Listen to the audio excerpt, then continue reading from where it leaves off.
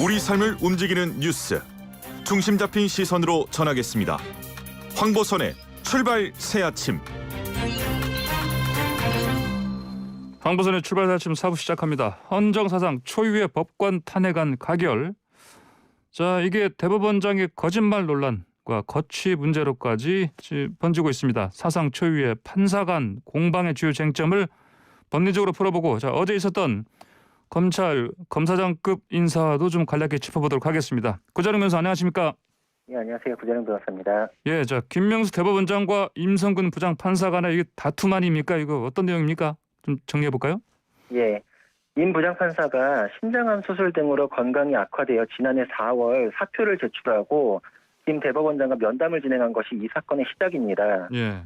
그때 김 대법원장은 지금 탄핵하자고 저렇게 설치고 있는데 내가 사표 수리하면 국회에서 무슨 얘기를 듣겠냐. 오늘 그냥 수리해버리면 탄핵 얘기를 못하잖아. 이렇게 말하면서 사표를 반려했다는 것입니다. 예. 이런 내용이 언론에 보도되자 대법원이 곧바로 그런 대화가 오고 간 적이 없다 이렇게 해명을 내놓았고, 그러자 임 부장판사가 면담 당시 녹취록을 공개하면서 김명수 대법원장 해명이 거짓으로 드러났습니다. 그래서 김명수 대법원장으로서는 거짓말 논란을 피할 수 없게 되었고, 그 내용이 사법부 독립을 지켜야 하는 사법부 수장이 외풍이 불기도 전에 먼저 고개를 숙였다. 그리고 그런 것을 고려해서 사법행정을 이끌었다. 이런 내용은 사법부 수장으로서는 굉장히 치명적일 수밖에 없는 얘기라서 예. 논란이 가중되고 있습니다.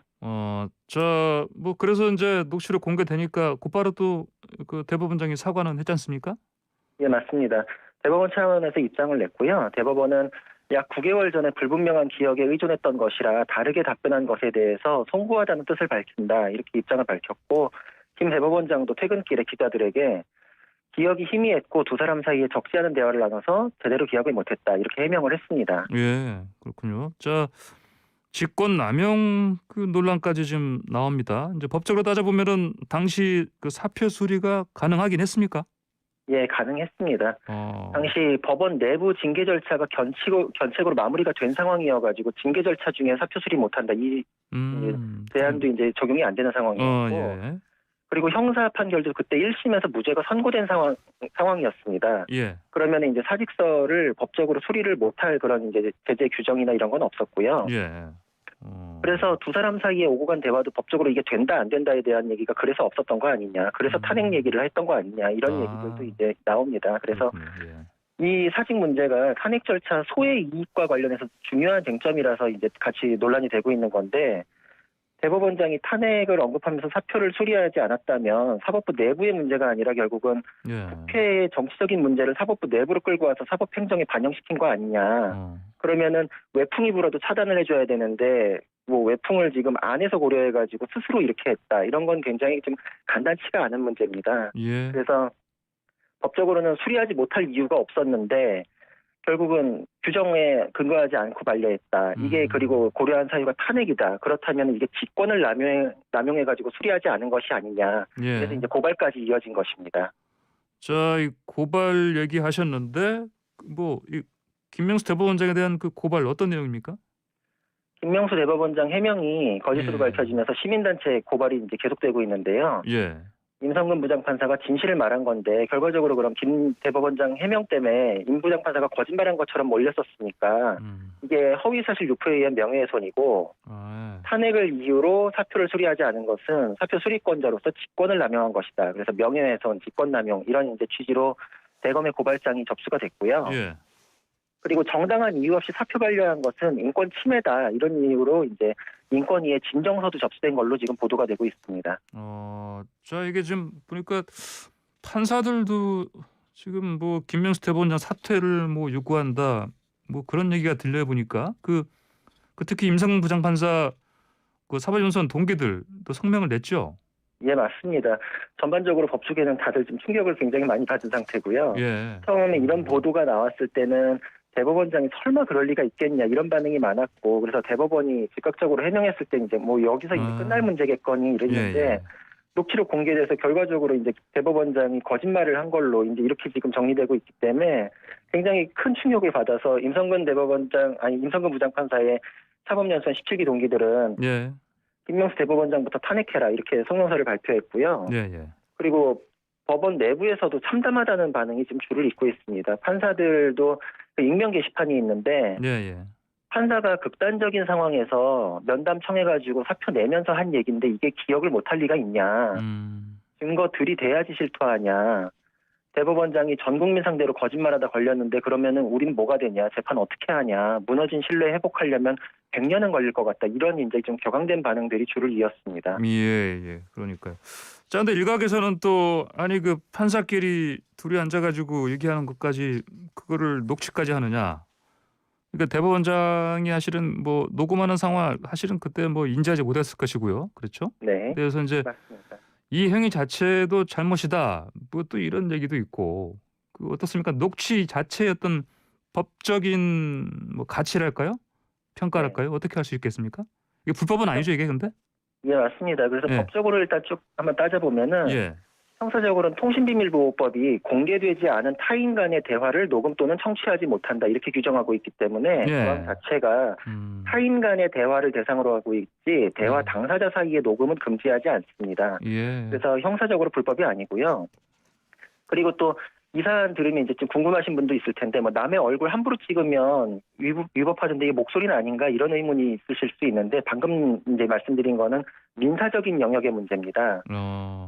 민사적인 부분까지 살펴보면은 예. 음성권도 초상권처럼 인격권의 한 부분으로서 동의 없이 녹음하면은 손해배상 문제는 제기될 수가 있습니다. 예, 예. 그래서 판례에서도 음성권도 인격권의 한 부분으로서 보호돼야 된다. 다만 정당방위 또는 사회상규에 위배되지 않으면 위법하지 않다. 이렇게 판시하고 있습니다. 예. 그래서 방금 사건들에 대해서 이제 정리를 해보자면 형사적으로는 합법이다. 그리고 민사적으로는 위법할 수 있지만 이것은 금전적인 손해배상 문제다. 예. 그런데 그것도 정당방위나 사회상규에 위배되지 않으면 손해배상 책임도 없다. 이렇게 요약할 수 있습니다. 예. 이 보니까 그 임 판사가 그런 상황을 어느 정도 이제 예상을 했으니까 아마 녹음도 하지 않았을까 그런 추정은 드는데. 그렇죠. 그리고 또 예. 사실 먼저 이게 무슨 폭로 형식으로 깐 게 아니라 예. 이제 입장이 나오고서 그거에 대해서 했기 때문에 아마 이런 것들도 다 고려하고 좀 가장 합법적인 이제 자신의 판단에 따른 거다. 예. 아마 그런 생각을 했지 않았을까 싶습니다. 예. 그러면 이게 이제 상대방 모르게 녹취한 건 맞는데 이게 사건에서 증거 능력은 어떻습니까? 네, 증거 법칙이 가장 첨예하게 대립하는 부분이 형사 사건인데요. 예. 민사 사건, 행정 사건, 탄핵 사건 뭐 여러 가지 사건에서 증거로 녹취록이 제출되는 경우가 많은데 증거 능력 평가 기준이 사건 유형별로 조금씩 다릅니다. 그 중에서 수위가 가장 높은 게 형사 사건인데 위법 수집 증거가 증거로 쓰이지 못하는 거는 이건 주로 이제 개념이 수사기관이 예. 위법한 방법으로 증거 수집했을 경우를 이제 예정했던 것이고 예, 예. 타인의 위수증 이런 문제는 수사기관에 대해서처럼 그렇게 엄격하지는 않습니다. 아, 사인 간의 개인 간의 그렇죠. 녹취는 뭐 예. 이렇게 엄격하게 이를테면 그렇죠. 예, 그러면 이게 증거 법칙상으로 이게 그래서 그러면 예. 증거 능력이 부인될 이유가 없고요. 아, 네. 그리고 방금 말씀드린 형사 사건에서도 그런데 예. 다른 소송에서는 더 좀 기준이 낮습니다. 그래서 참고로 말씀드리자면 민사소송이나 행정소송 이런 데서도 녹취록이 굉장히 많이 제출되는데 예. 증거 능력이 부인된 사례는 본 적이 없습니다. 아, 그렇군요. 예. 김명수 대법원장은 그 취임 과정에서 사실은 그 직권남용 논란이 있지 않았습니까? 예, 이것도 이제 같이 보도가 되면서 좀 논란이 됐었는데 네. 2017년경에 김명수 대법원장이 대법원장 인준 표결 며칠 전에 야당 동의를 얻기 위해서 임성근 부장판사 등을 동원해서 야당 의원들에게 설득을 하도록 시켰다. 이런 내용도 지금 문제가 되고 있습니다. 그때는 임성근 부장판사의 협조를 얻은 것이 되겠네요. 그렇죠. 사실이라면. 예. 예, 근데 권성동 의원 등이 지금 사실관계를 일부를 확인해주고 있기 때문에 그런 사실관계가 지금 좀 사실로 확인돼가는 이제 그런 과정으로 보이고요. 예. 그런데 이것도 좀 논란인 게 법원조직법이나 이런 데서 법관이 아직 그러면 아직 이게 예. 지금 사실로 지금 확정된 건 아니죠, 그러면? 확정까지는 아닌데 예. 이게 지금 그런 사실로 볼만한 이제 사실관계들이 이게 지금 진술들이 지금 매칭이 돼가고 있기 때문에 네네. 아마 이것도 이제 사실 아닌가 그쪽에 좀 무게가 실리고 있습니다. 그 임성 부장판사한테 뭐 이거 설득하도록 시켰다는 얘기는 아직은 확정된 건 아니고 뭐 네, 정황상 근데 그런 그렇죠. 직하다 이렇게 봐야 되겠네 지금은요. 예예. 예. 근데 그 당시에 법원조직법상으로도 그렇고 법관이 사실 이런 거에 개입하고 이런 것들이 사실 엄격히 금지되어 있는데 예. 이런 거를 요구했다라고 하면은 네. 이게 의무 없는 일을 시킨 게 아니냐. 그럼 이것도 직권남용 아니냐. 이것까지도 지금 함께 지금 논란이 되고 있습니다. 그러니까 임성근 부장판사의 그 1심 무죄 판결 난 이유 중에 하나가 이 직권남용 부분이 인정이 안 됐기 때문 아닙니까? 예, 맞습니다. 예. 근데 이 부분에서는 또 직권남용이 실제로 어떤 영향력을 행사할 수 있었기 때문에 그래서 만약에 사실이라면 네, 김명수 대법원장의 경우에도 지금 예, 계속해서 직권남용들이 계속 지금 논란이 되고 있습니다. 그렇군요. 근데 지금 뭐 야당 쪽에서는 뭐 탄핵 소추해야 된다. 김명수 대법원장을 네, 이런 얘기를 하고 있는데 만약에 이것까지도 만약에 추진이 된다면 근데 물론 이제 뭐 지금 여야 지금 의석수 분포로 봤을 때는 가능성이 높지는 않지만 만약 그래도 만약에 탄핵 소추로 이어진다면 이거는 이제 그러면 한 해 그 이제 판사 탄핵 소추가 2건이 이루어지는 거겠네요. 그렇죠? 네, 맞습니다. 어, 대법원장에 대한 탄핵소추는 옛날에 1985년 12대 국회 때 부당한 판사 인사했다는 이유로 유태용 대법원장에 대해서 소추안이 결의는 뭐 발의됐지만 부결된 사례가 부결된 거죠. 있는데 만약에 지금 이게 추진이 되면은 이제 두 번째 대법원장에 대해서 두 번째 사례가 되고 또 얼마 전에 사상 초유의 헌재 이제 탄핵소추 가결이 된 거기 때문에 계속 이제 초유의 사태들이 계속 이어지는 그런 상황이 됩니다. 예, 초유의 사태가 그냥 한 해에 다 일어나네요. 잘못하면 네 그렇게 되지 않겠죠 아마 그렇죠? 네. 네. 지금의 논란을 봐서는 사법부 독립에 관한 뭐 어떤 의심, 뭐 거짓말 논란 이것만 들어도 사실은 징계 사유가 될 수 있지 않나 이런 또 의견이 있습니다. 어떻게 봐야 됩니까? 예, 그렇게 볼 수 있습니다. 그래서 법관 징계법을 보면 법관이 품위를 손상하거나 법원의 위신을 떨어뜨린 경우 이걸 징계 사유로 삼고 있거든요. 그래서 형사상 죄책 성립 문제를 제외한 나머지만으로도 사실 징계 사유는 있어 보이는데 근데 문제는 법관 징계법이 대법원장이 징계 대상자인 경우를 정하고 있지 않습니다. 네, 그래서 오히려 징계 위원장도 대법원장이 임명토록 하고 있고 징계 처분의 집행도 대법원장이 하도록 규정을 하고 있기 때문에 법관 징계법 만들 때 대법원장이 징계 대상이 되는 거는 상상도 안 했다. 이런 걸 알 수 있는 대목이고요. 그래서 물론 자신의 문제에 대해서는 직무 수행을 할 수 없는 경우에 해당한다. 이렇게 이론 구성은 가능합니다. 근데 과연 그런 이론 구성까지 해가면서 대법원장 징계하겠다고 나설 대법관이 있을지 의문이라서 내부의 징계 절차로는 해결될 수 있는 문제로 보이지는 않습니다. 그렇군요. 지금 근데 야권에서는 앞서 말씀드린 대로 그 김명수 대법원장에 대한 탄핵, 소추, 그다음에 자진 사퇴 하라 뭐 이런 주장이 지금 뭐 나오고 있는데 혼재되고 있는데 이게 지금 근데 이 목소리 두 개 자체가 어떻습니까? 그 탄핵 얘기는 좀 약간 잦아드는 것 같기도 하고. 왜 이런 상황이 됐죠? 네, 맞습니다. 이게 야권의 셈법이 간단치가 않아서 그렇습니다. 탄핵을 먼저 언급했으나 야권이 탄핵안 추진해봤자 여권이 압도적 다수를 점하고 있기 때문에 부결될 가능성이 높고 그렇다면 국민 대표인 국회에서 판정났다. 표결 붙여봤는데 별거 아니라서 부결됐다. 이런 식으로 면죄부만 주게 될 우려를 하고 있습니다. 그래서 자진 사퇴에 대한 공세로 이제 전환을 하는 모양새인데 그것도 야권에서 지금 실익이 있는지에 대해서 복잡한 속내입니다. 자진 사퇴면 자진 사퇴지 뭐 실익까지 지금 생각을 해봐야 됩니까? 그 정도로 지금 왜냐하면 굉장히 이제 강하게 밀어붙이는데 실제로 그런 결과를 얻어냈다라고 했을 때는 대법원장 임기가 6년인데 문재인 대통령이 그러면은 후임 대법원장을 또 지명하게 되기 때문에 그러면은 야권으로서는 다음 차기 정권에서 지명해야 되는 대법원장 지명권을 지금 우리 주장에 의해서 바로 날리게 되는 거랑 직결이 된다. 차기 정권 5년 동안 6년의 대법원장 임기가 그대로 그냥 재임하게 되는 거거든요. 그러니까 다 차기 정권에서 대법원장 지명권은 없게 되는 거기 때문에 이런 것까지 지금 고려해가지고 좀 복잡하게 생각을 하고 있습니다. 이게 뭐 좀 속된 표현일 수 있겠습니다만 그 야당 입장에서는 만약에 지금 김 대법원장이 만약에 자진 사퇴한다면은 차기 또 대법원장을 이제 현 문재인 정권에서 뽑게 되기 때문에 이게 일종의 뭐 알박기다. 그렇죠. 야권에서는 또 야권에서는 이렇게 생각을 합니다. 그렇게까지 볼 수도 있겠네요. 판단이 좀 복잡하겠습니다. 자 그러면 김명수 대법원장에 대한 논란, 직권남용, 탄핵, 자진 사퇴 등 이 문제들 법적으로는 좀 어떻게 좀 정리해 볼 수 있겠습니까? 김 대법원장이 일단 고발당한 형사 사건들 먼저 살펴보면은 직권남용 등 형사범죄 구성하기에는 지금까지 나온 사실관계로는 교척 구성하기에는 좀 부족해 보입니다. 그게 또 그 최근에 그 판례 동향을 보면은 예. 직권남용죄 성립 범위를 좁게 보는 판례가 최근에 이제 계속 나오고 있거든요. 예.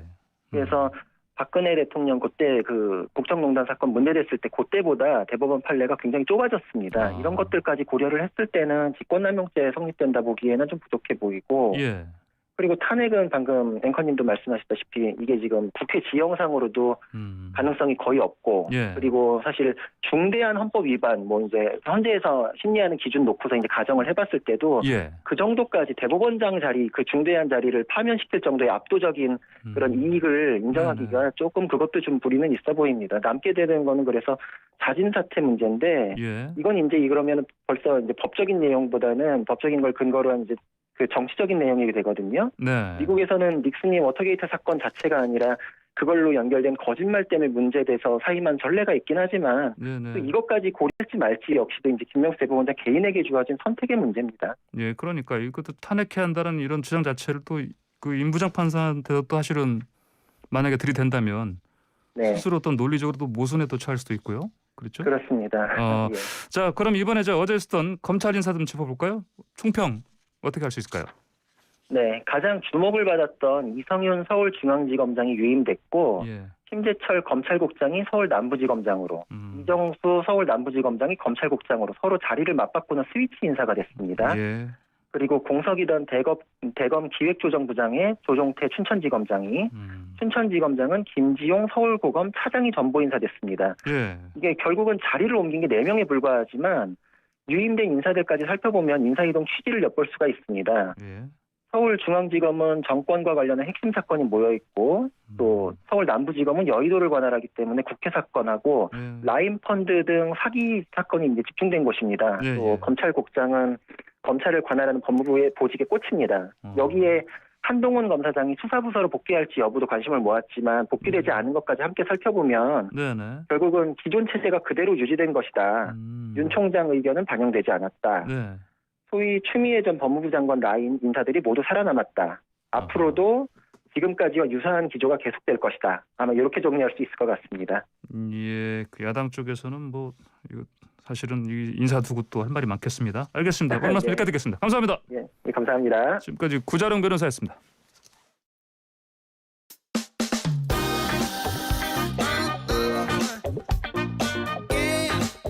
아침을 뜨겁게 스포츠가 얼마나 좋은지. 네, 매일 아침 스포츠의 매력을 짧고 굵게 전해주는 스포츠가 얼마나 좋은지 시간인데, 오늘은 조은지 기자 아니고요.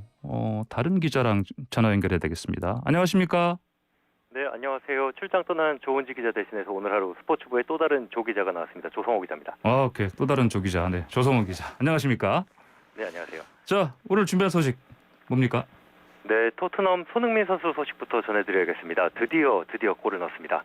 지난달 6일 리그컵 준결승전 골 이후에 한 달 동안 골을 넣지 못했습니다.